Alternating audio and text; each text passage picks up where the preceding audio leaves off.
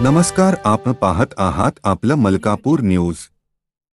काल परवा या ठिकाणी आमची एक लाडकी बहीण नीलमताई गोरे दिल्लीच्या साहित्य संमेलनामध्ये व्यासपीठावरून एक वाक्य बोलले।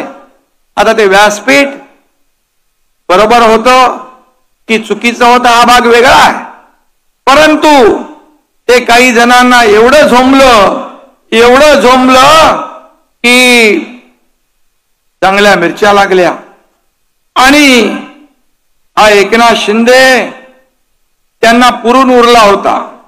आता गोरेंनी बाहेर काढले त्यांचे काळे धंदे, त्यामुळे मिरची लागली। हे आता बोललेत का? त्या यापूर्वी देखील अनेक लोक बोलले। जेव्हा आम्ही उठाव केला त्यावेळेस रोज आम्हाला शिव्या शाप आरोप देणारे लोक, आम्ही कधी आरोपाने उत्तर दिलं नाही, कामातून उत्तर दिलं। मी नेहमी सांगायचो, तुम्ही किती शिव्या द्या, किती आरोप करा, पण हा एकनाथ शिंदे तुम्हाला कामातून उत्तर देईल। आणि आम्ही म्हणून या महाराष्ट्रामध्ये हा तुमचा एकनाथ शिंदे आपलं महायुती सरकार लोकप्रिय ठरलं।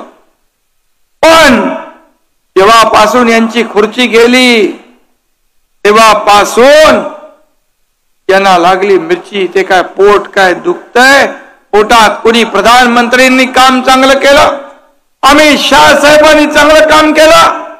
बाळासाहेबांचं स्वप्न अयोध्येत राम मंदिर बांधण्याचं होतं, काश्मीर मध्ये 370 कलम हटवण्याचं होतं, कोणी स्वप्न पूर्ण केलं?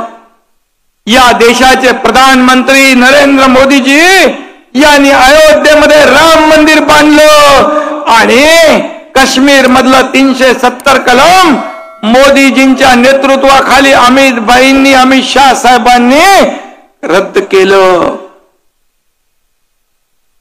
मग बाळासाहेबांचं ज्यांनी स्वप्न साकार केलं त्यांना रोज सकाळ संध्याकाळ त्यांचा उद्धार करता, आरोप करता, त्यांच्यावर वाटेल ते बोलता। परंतु ही देशातली महाराष्ट्रातली जनता हे चांगलं त्यांना ठाऊक आहे की खऱ्या अर्थाने हा देश पुढे नेण्याचं काम आदरणीय मोदी साहेब करतात। देशाचा अर्थव्यवस्था 11व्या नंबरवर होती, ती 5व्या नंबरवर आणण्याचं काम मोदी साहेबांनी केलं।